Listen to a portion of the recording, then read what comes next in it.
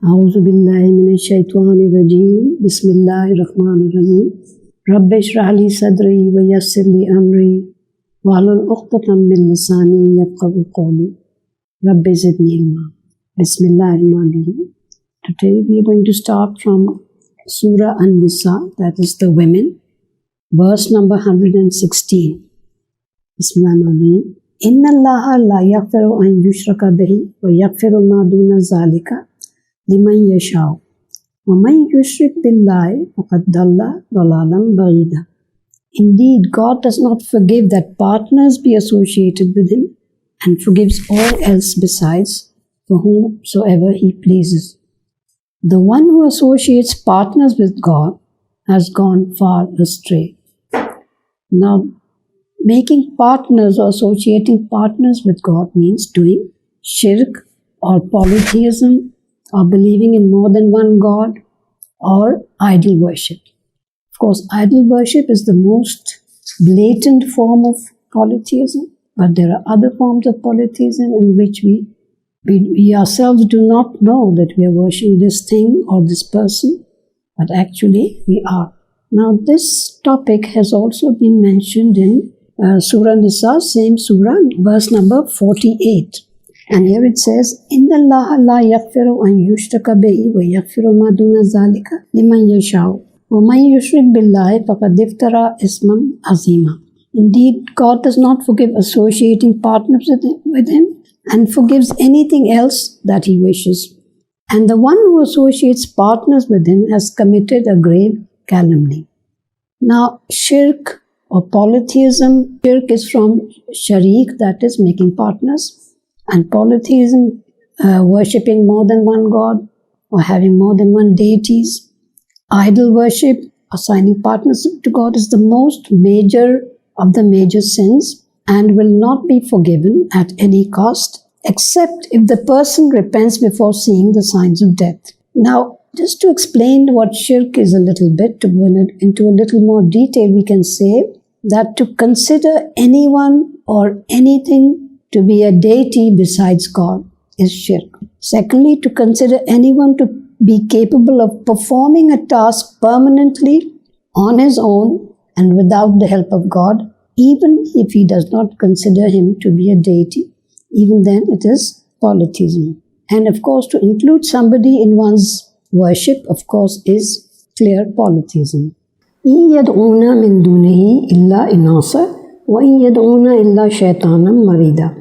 They do not worship others except goddesses, and they do not worship but Shaitan the rebel.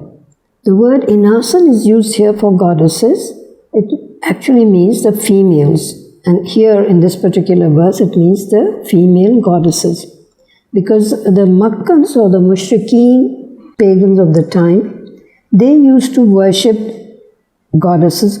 Some of the names of their goddesses were Al-Lat, Al-Uzza, and Al-Manat.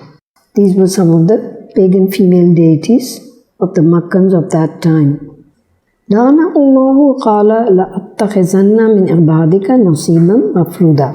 God has removed him, that is the Shaitan, from his grace, for he had said, I will certainly take my settled share from your creatures. So this is from the time when Shaitan or Satan was being expelled from paradise. He was in a way defying God and saying that I'm going to misguide your creatures. All of them are not going to be obedient to you. فَلَأُضِلَّنَّهُمْ فَلَأُمَتِّيَنَّهُمْ فَلَآمُرَنَّهُمْ فَيُبَتِّكُنَّ آذَانَ الْأَنْعَامِ فَلَآمُرَنَّهُمْ فَلَيُغَيِّرُنَّ خَلْقَ اللَّهِ وَمَنْ يَتَّخِذْ الشَّيْطَانَ وَلِيًّا مِنْ دُونِ اللَّهِ فَقَدْ خَسِرَ خُسْرَانًا مُبِينًا. I will misguide them and raise false hopes and may make them split the ears of animals, and I will order them to chain the creatures of God. The one who chooses Shaitan as friend in place of God is in a state of clear loss.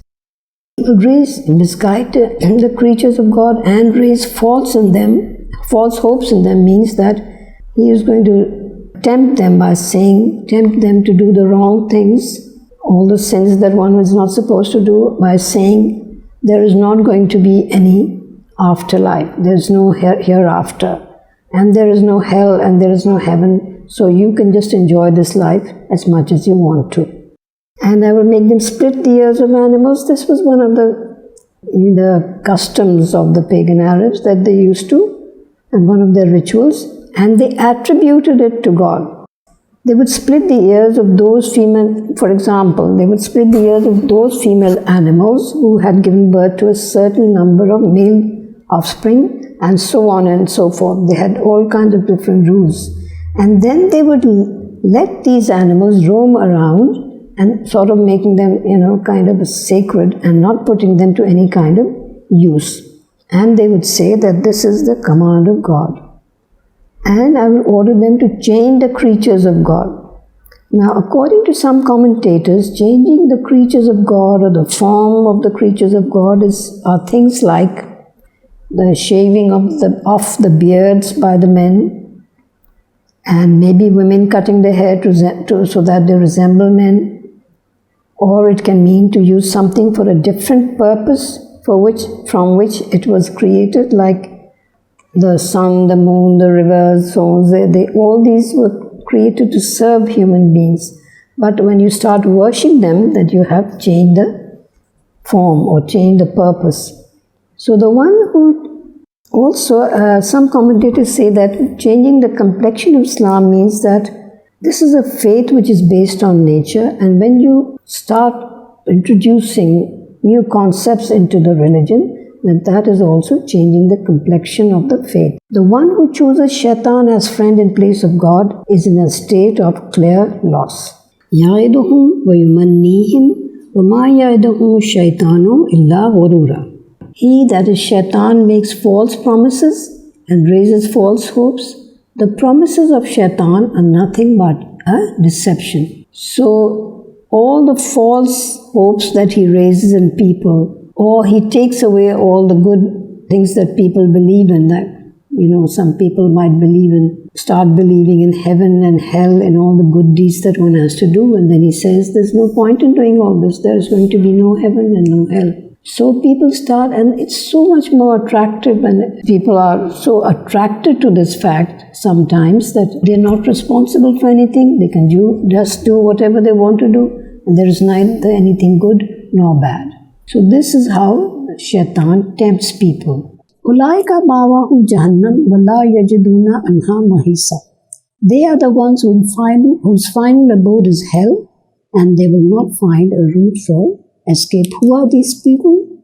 Those people who are following shaitan blindly. وَالَّذِينَ آمَنُوا وَعَمِلُوا الصَّالِحَاتِ سَنُدْخِلُهُمْ جَنَّاتٍ تَجْرِي مِنْ تَحْتِهَا الْأَنْهَارُ خَالِدِينَ فِيهَا أَبَدًا وَعْدَ اللَّهِ حَقًّا وَمَنْ أَصْدَقَ مِنَ اللَّهِ قِيلًا. As for those who believe and do good works, we will admit them into gardens with rivers flowing by. They will live in them forever and ever. God's promise is true. Who can be more truthful than God in speech? So this, of course, is very clear. Here you will find that here for وَالَّذِينَ آمَنُوا, and those who believe. Now the believers are supposed to be who have a complete structure of belief, that is, they are believing up to the last prophet and the last book. But this is not sufficient for salvation. Just believing in the one God and His prophets and all these things is not sufficient. What else do we have to do? وَعَمِلُوا الصَّالِحَاتِ. We have to do all the good works and the deeds which we have been asked to do. And this is what distinguishes Islam, or the followers of Islam today, or from the time of the Prophet, from the other faiths. Because the Jews believed that they were the chosen people of God, so they would not go to hell except for a few days maybe. And Christians believe in the vicarious atonement, that Hazrat Isa a.s. died on the cross in order to have their sins forgiven. What vicarious means, when somebody does something for somebody else. So he did, instead of everyone atoning for his own sins, Prophet Isa, Jesus, atoned for the sins of all those people who believed that he was the Son of God. This is the faith of the Christians. But the Muslims, the real believers, they are supposed to not just believe in all these things, but also do good works. And their rank in heaven will be based on their deeds. Laysa bi'amaniyikum wala amani ahlil kitab. وَمَنْ يَعْمَلْ سُوءًا يُجْزَ بِهِ وَلَا يَجِدْ لَهُ مِنْ دُونِ اللَّهِ وَلِيٌّ وَلَا نَصِيرٌ. It, that is salvation, is not dependent on your wishful thinking, nor on the wishful thinking of the people of the book. Whoever does evil will be punished for it, and will not find besides God any friend or helper. So here we are being told that something that we just spoke about, that the people of the book, from the people of the book, the Jews were the chosen people, and the Christians who believed in Jesus being the Son of God were not going to be punished. But the Muslims believe that the belief is not enough, you have to perform good deeds. And this is why we have been asked not to waste our time in this world, to put it to good use. Because the more good deeds we have on our record, the higher will be the rank in the hereafter.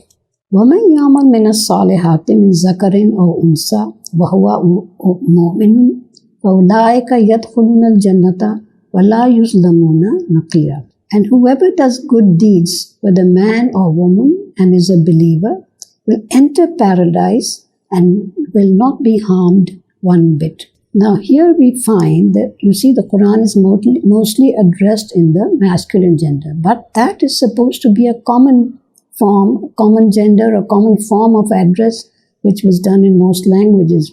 But here specifically, because sometimes the women used to question the Prophet, what is there for women? They would, especially on certain points, they would come and ask him. So here it is said, whoever does good deeds, whether man or woman.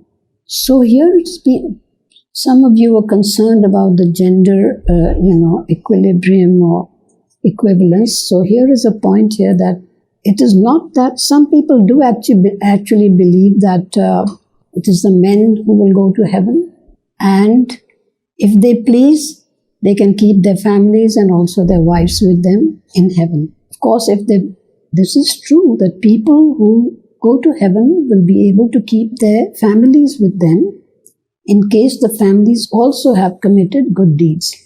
But here, now, what about such cases as that of Pharaoh's wife, Bibi Asya? She was an extremely pious and religious person. She was a believer, and she also came to believe in Hazrat Musa alayhi salam.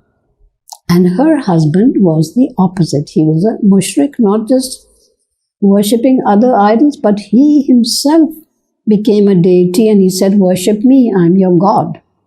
And if you don't believe in me as your God, then I'm going to kill you. And he used to do that. And he used to punish even his wife, Bibi Asya, very severely. So here it is made clear that everyone, no matter whether it's a man or a woman, everyone will be going to heaven according to their own deeds. Because a woman, according to Islam, is a full individual in her own right. She is responsible for her deeds and will be rewarded or punished accordingly, and also has the potential to achieve great spiritual heights. Similarly, Bibi Maryam has been spoken of in the Quran with great respect, and she has been called a Siddiqa. Siddiqa is a very high spiritual ranking in the spiritual hierarchy of human beings. It says, Nabiyina wa Siddiqina wa Shuhada wa Salihin. So the highest are the Nabis, the prophets. Siddiq come after that. Shaheed come next to them. And the Salihin. So Siddiq is a very high rank in the spiritual hierarchy. And Bibi Maryam has been actually called the Siddiqa in the Quran. So here it is being said that no matter whether it is a man or a woman, everyone will, but that person has to be a believer and will enter paradise based on his or her good deeds. And this reminds us of what we had studied the other day in Surah Al-Mumtahina, which was described, talking about the women who were accepting Islam on their own. So women were individuals who had the right to either accept or reject any faith that appealed to them. So they were accepting Islam on their own and migrating on their own. And they came to the Prophet, and after asking them certain questions and asking them to make certain promises, the Prophet would take their oath of allegiance. وَمَنْ أَحْسَنُ دِينًا مِمَّنْ أَسْلَمَ وَجْهَهُ لِلَّهِ وَهُوَ مُحْسِنٌ وَاتَّبَعَ مِلَّةَ إِبْرَاهِيمَ حَنِيفًا وَاتَّخَذَ اللَّهُ إِبْرَاهِيمَ خَلِيلًا. Who can be better in belief than the one who has surrendered to God and does good works and has followed the principles of Ibrahim the upright? For God has chosen Ibrahim as a close friend. So Khalil is one of the titles. You already know there are two very important titles given to Hazrat Ibrahim alayhi salam. One is Hanif, that is somebody who single-mindedly, never deviating to the right or to the left, always accepted the one God as his deity. He was a monotheist. And also, God has given him another title. In fact, here it is said that God has taken Ibrahim as a friend. So God has chosen him as a close friend. Khalil means two friends so close that another person cannot enter between them. So Hazrat Ibrahim alayhi salam is called Khalil. وَلِلَّهِ مَا فِي السَّمَاوَاتِ وَمَا فِي الْأَرْضِ وَكَانَ اللَّهُ بِكُلِّ شَيْءٍ مُحِيطًا. And to God belongs whatever there is in the heavens and the earth, and God surrounds everything. In the case of Ibrahim, you find that every aspect of his life, the love of God permeated every aspect of his life. It wasn't just, okay, now it's time for prayers, so I remember God and I say my prayers and then I forget about him. No. His whole being, the essence of his life was the love for God. وَيَسْتَفْتُونَكَ فِي النِّسَاءِ قُلِ اللَّهُ يُفْتِيكُمْ فِيهِنَّ وَمَا يُتْلَى عَلَيْكُمْ فِي الْكِتَابِ فِي يَتَامَى النِّسَاءِ اللَّاتِي لَا تُؤْتُونَهُنَّ مَا كُتِبَ لَهُنَّ وَتَرْغَبُونَ أَنْ تَنكِحُنَّ وَالْمُسْتَضْعَفِينَ مِنَ الْوِلْدَانِ وَأَنْ تَقُومُوا لِلْيَتَامَى بِالْقِسْطِ وَمَا تَفْعَلُوا مِنْ خَيْرٍ فَإِنَّ اللَّهَ كَانَ بِهِ عَلِيمًا. So they ask you about women. Yastaftunaka is like asking for a fatwa, a ruling. So they ask you about women, say God gives a ruling about them. Whatever is recited to you in the book about Yatama and Nisa, Yatama and Nisa means orphaned women. That means orphan girls who were of marriageable age. But there is also another meaning of Yatama, which will come to, whom you do not give their rightful dues, yet desire to marry. And about young children, that you should remain steadfast in the matter of Yatama. Whatever good you do, God always knows it. Now, according to Hazrat Aisha, she explained this verse by saying that there were many men who were made guardians of orphans and widows who did not treat them fairly. And she said that before these revelations, the guardian would marry the young orphan girl who was of marriageable age if she was beautiful and rich, but did not give her any dower, her meher, or her other rights. And if the girl was rich but not beautiful, she would not be married to anyone so that the guardian would take control of her wealth. Now, if the girl was neither beautiful nor rich, then the guardian would marry off to anyone he pleased and he would get hold of the dower, which was actually her right. This comes from a hadith mentioned in Bukhari, in the collection. Now, in the third verse of this same Surah An-Nisa, orphans are mentioned, and most translators and commentators are inclined to say marry other women besides the orphans. But in another verse, orphaned women are mentioned. So actually, Yatama applies in this verse that we have just read. Yatama applies to any woman who has either lost her husband through death or divorce or was never married. And in verse 129, it is stated clearly that men will not be able to treat their wives equally, which is the condition for polygamy in 4:3. Let us read this verse 3 in Surah An-Nisa, so that will make it clear. It says, "And if you fear that you will not be able to do justice to the orphans, then marry the females of your choice, 2 or 3 or 4. But if you fear that you will not be able to treat them equally, then marry only one or a captive. This is better than being partial." So it has been said that you will not be able to treat your wives equally. But if you can treat them equally, then you are allowed to have more than one. So from these two verses, it can be concluded that monogamy is the ideal, while polygamy is a special concession given with conditions. I call it a conditional provision, conditions to provide a way out of a difficult, stressful situation, and also to provide security to female orphans and widows and the yatama.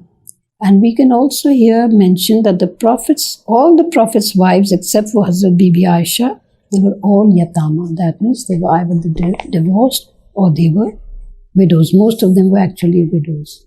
وَإِنِ امْرَأَةٌ خَافَتْ مِنْ بَعْلِهَا نُشُوزًا أَوْ إِرَادًا فَلَا جُنَاحَ عَلَيْهِمَا أَنْ يُصْلِحَا بَيْنَهُمَا صُلْحًا وَالصُّلْحُ خَيْرٌ وَأُحْضِرَتِ الْأَنْفُسُ الشُّحَّ وَإِنْ تُحْسِنُوا وَتَتَّقُوا فَإِنَّ اللَّهَ كَانَ بِمَا تَعْمَلُونَ خَبِيرًا. And if a woman fears maltreatment, the word for maltreatment here is nushuz. This is a very difficult word to understand because it's a bit of a controversial word. If a woman fears maltreatment, nushuz, or lack of interest on the part of her husband, there is no harm on them if they arrive at some agreement. A peaceful settlement is desirable. Self-interest makes people unkind. If you go out of your way to be good and fear God, then He is well aware of whatever you do. Now, this, according to most commentators, this arriving at an agreement is a reference to the khula. And you know, khul or khula is a divorce which is initiated by a woman. First, she has to, of course, she cannot just pronounce the divorce. She has to go to the authorities. And in case she cannot bring up any charges against him, she will have to return the dower the man had given her at the time of marriage. The difference between the action suggested for a man fearing nushuz and a woman fearing nushuz is that there is a chance for reform and change in the woman.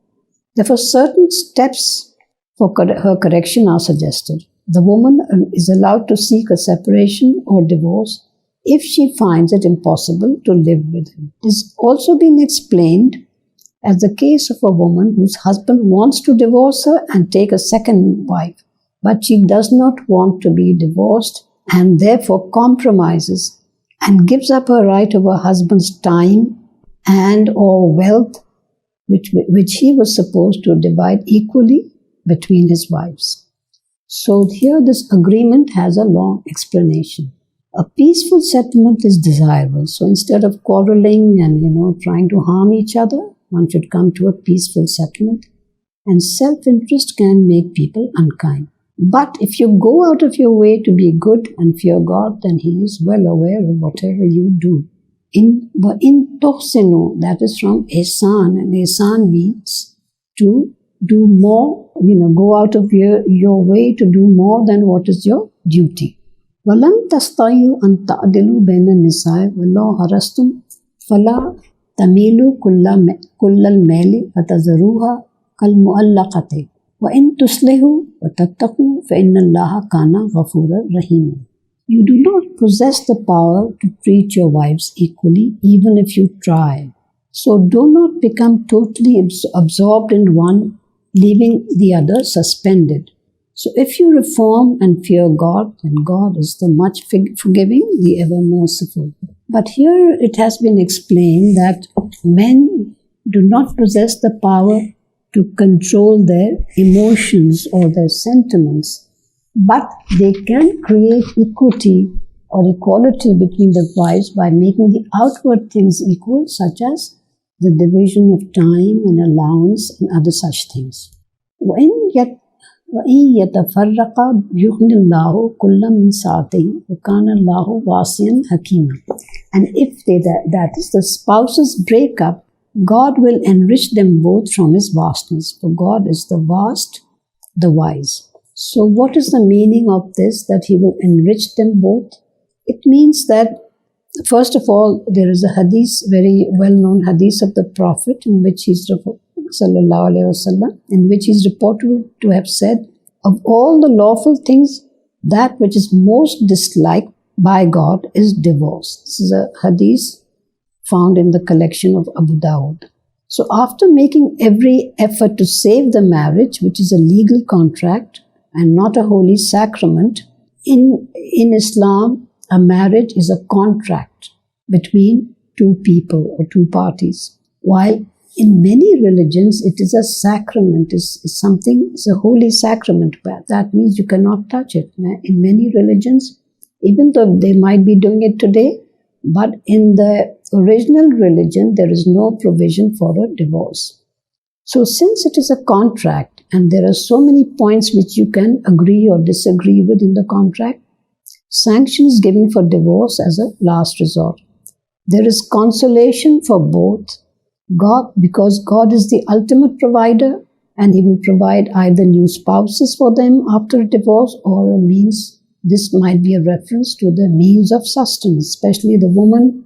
If she's divorced, she might not have, enough to support her. Then here it is being said that God will provide for them from His vastness. وَلِلَّهِ مَا فِي السَّمَاوَاتِ وَمَا فِي الْأَرْضِ وَلَقَدْ وَصَّيْنَا الَّذِينَ أُوتُوا الْكِتَابَ مِنْ قَبْلِكُمْ وَإِيَّاكُمْ أَنِ اتَّقُوا اللَّهَ وَإِنْ تَكْفُرُوا فَإِنَّ اللَّهَ مَا فِي السَّمَاوَاتِ وَمَا فِي الْأَرْضِ وَكَانَ اللَّهُ غَنِيًّا حَمِيدًا. To God belongs whatever is in the heavens and the earth. We emphasize to the people of the book before you, as well as to you, to be fearfully conscious of God, that is, to practice taqwa. Anittaqu, that is, to be practicing taqwa or fearful consciousness of God. There are many different ways of describing the word taqwa or defining the word taqwa. Some people use the word reverent, that means giving reverence, respect, honor to God. But in most translations in any language, you will find the concept of fear in it, being afraid of God. But what I like best is loving God so much so as to be fearful of displeasing Him. But this is a long phrase which cannot be used everywhere. So being conscious of God or being fearfully conscious of God are also good translations. If you still deny, remember that to God belongs whatever is in the heavens and the earth, and God is the affluent, the praised one. So here this fact is repeated that everything belongs to God. So that means if you don't believe in Him, you can do Him no harm. He is the Ghani, that means Ghani is also one of the Asma al-Husna, the beautiful names of God. And Ghani has been defined as rich or as self-sufficient. And I like to think of Ghani as somebody who is rich as well as generous. So God is the affluent or the rich or the generous, and He is the Hamida, that means He is the praised one. All praise belongs to God.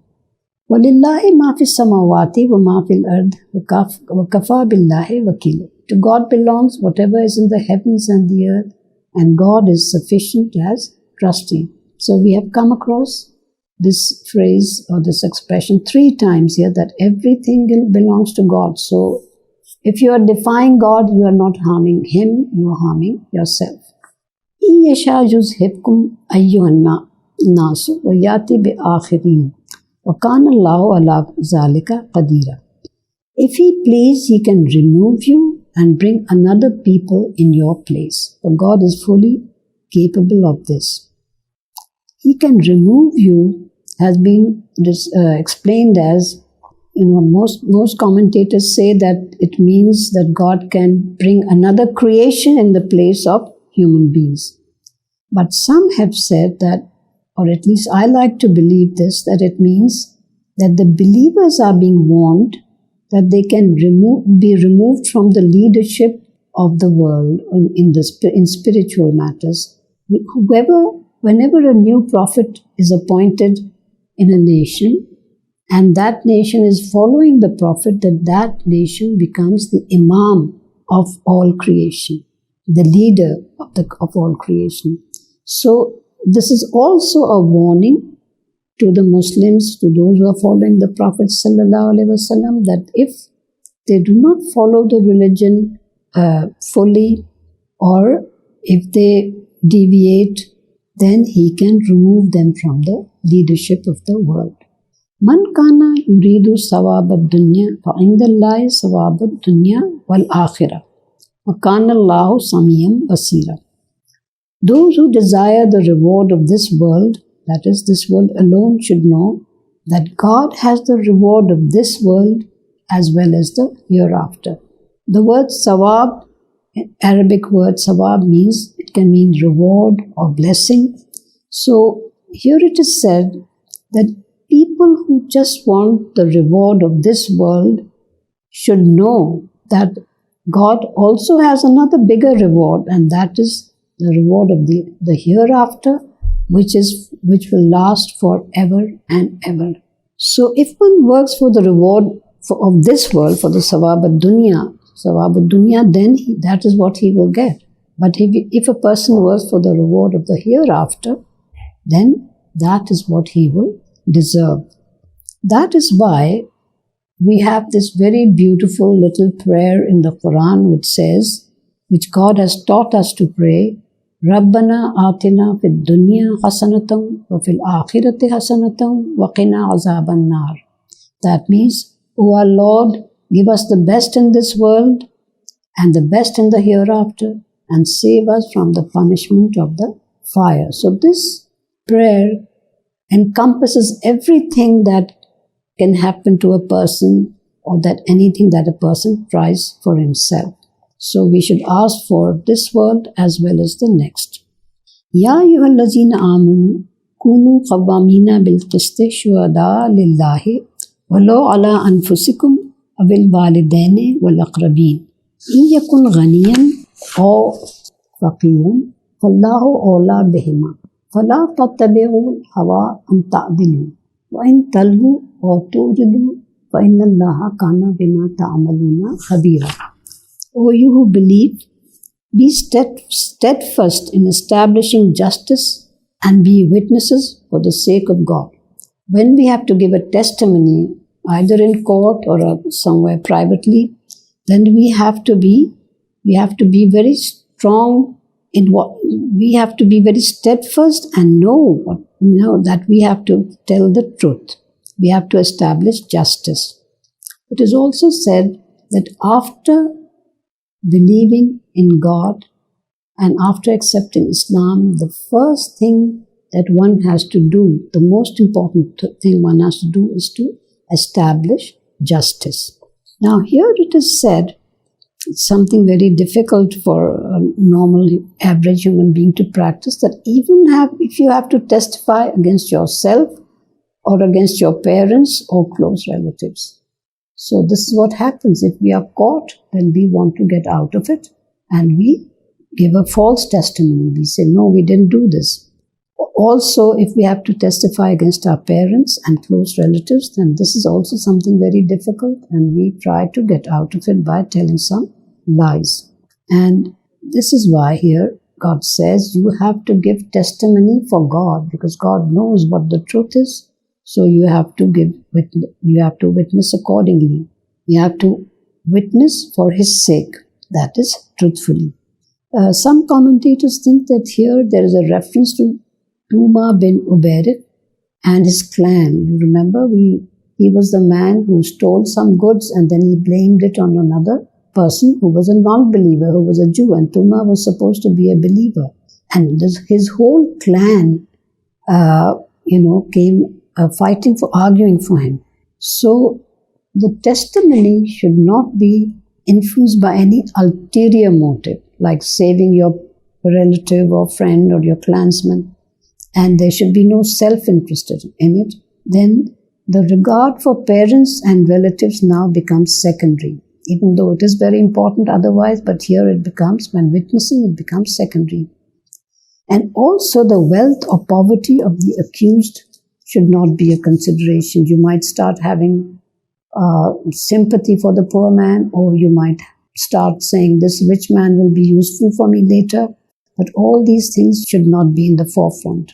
So whether the person is a poor or rich, God is a greater well-wisher of them both. So we should not think that we are wishing them well by being prejudiced, by being biased. We have to give the testimony truthfully.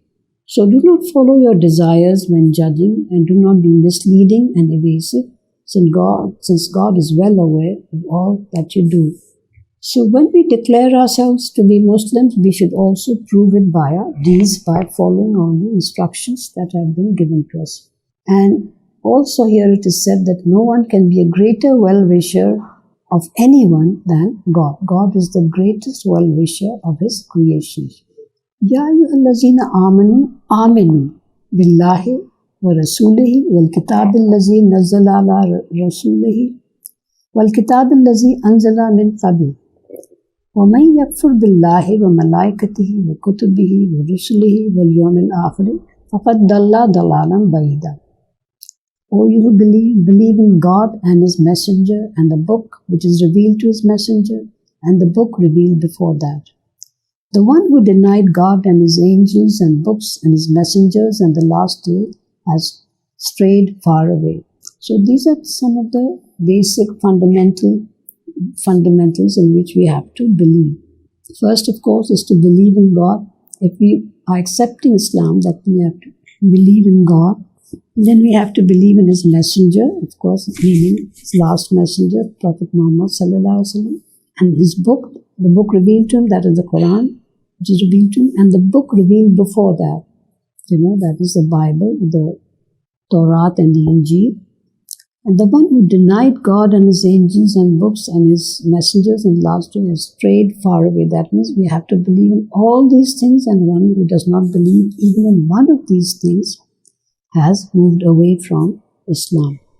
And when this was revealed, this verse was revealed, some commentators say that many Bani Israelis accepted Islam after this was revealed, because here it is being said, Ya ayyuhallazina aminu billahi. That means even the Bani Israelis here are being addressed as those people who believe, because they do believe in the one God and they do believe in a prophet, but they don't believe in the last prophet. So they are being told, O believers, believe in the prophet, this last prophet and his book, and so on and so forth. Inna lazina amanu summa kafaru summa amanu summa kafaru summa zdadu kufran lam yakunillahu liyaghfira lahum wala liyahdiyahum sabila. Indeed, those who believe, then disbelieve, then revert to believe, and then disbelieve again, and keep increasing in disbelief, it is not God's way to forgive them and guide them to the right path. So, in the days of the Prophet, there were many people who were not sure about their faith, and some of them had some ulterior motive. They wanted to gain something out of declaring that they were Muslims, and these are the people we call the hypocrites. So those who were fickle-minded about their faith, they would become apostates. They would practice apostasy, or they would be called the hypocrites. Either they would openly declare that they don't believe anymore, and sometimes they would pretend. So here some commentators think that every time somebody reverts back from Islam to his original faith, and his faith keeps becoming weaker and weaker, and his disbelief increases. And some think that this kind of thing, reverting back to your original belief or apostasy, can be given only thrice at the maximum, but not after that. Bashir al-munafiqina bi'anna lahum azaban alima. Give news to the hypocrites that for them is a painful punishment. Here the word bashir is used, bushra, and all these words coming out of this word means good news.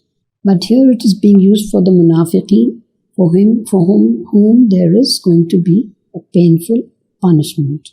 Sometimes maybe this word is used for all kinds of news, but sometimes, according to some commentators, the Quran is using a kind of a sarcasm for those who are steadfast on their disbelief.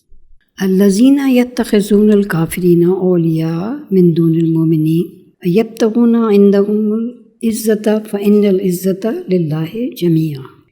Are those who take unbelievers as their friends in place of the believers, seeking power from them?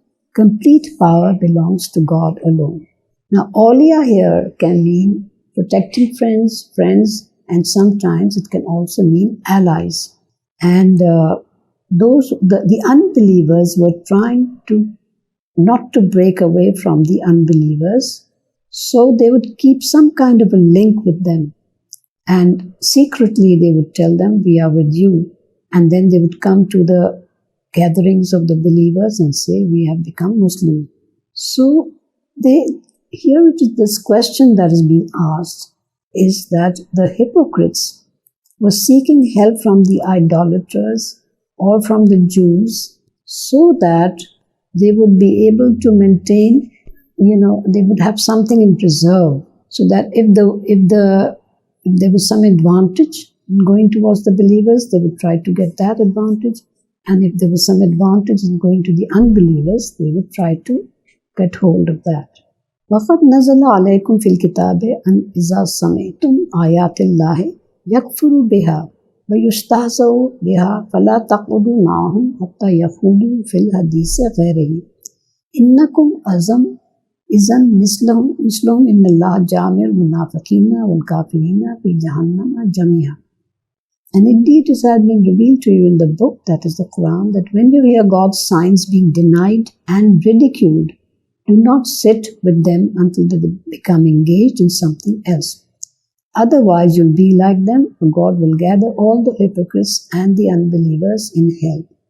Now it is said that Abdullah bin Ubay was the leader of the hypocrites in Medina.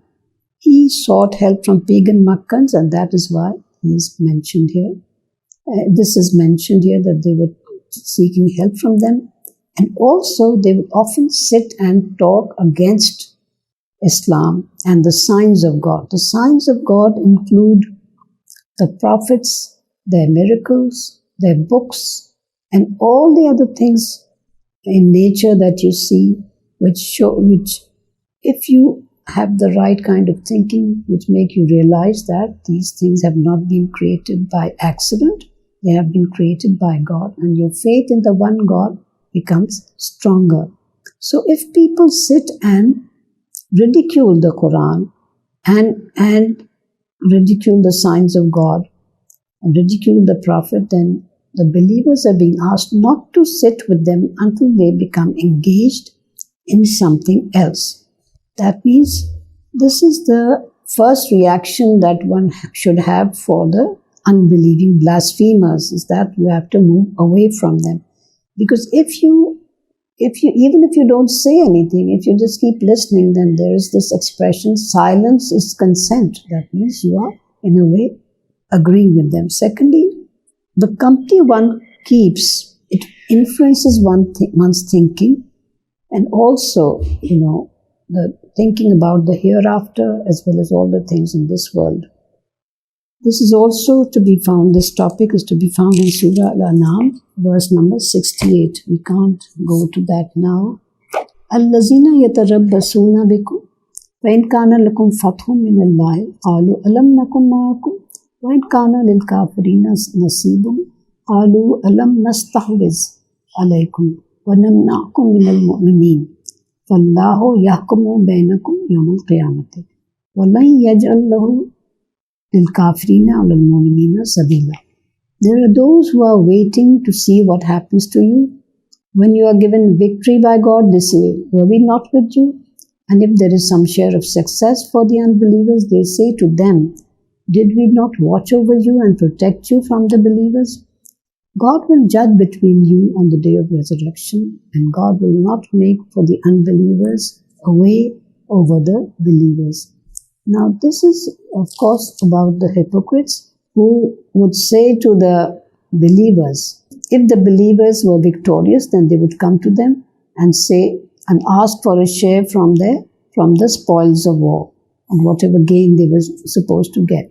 But if the if the unbelievers were successful, then they would say, we were fighting with the believers, but we protected you, we did not harm you. So this way they were playing a double game. And this last sentence here, and God will not make for the unbelievers a way over their believers. According to Muhammad Asad, this is referring to the spiritual game, that the unbelievers will never be able to supersede the believers spiritually. I think we'll keep it up to here, and inshallah next time we'll start with verse number 142. I think we have used up a little extra time, so we'll quickly do a little prayer. A'udhu billahi minash shaitanir rajim. Bismillahir rahmanir rahim.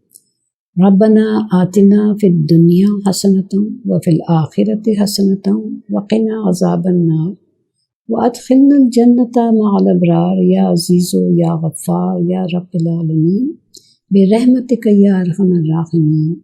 Ameen summa ameen.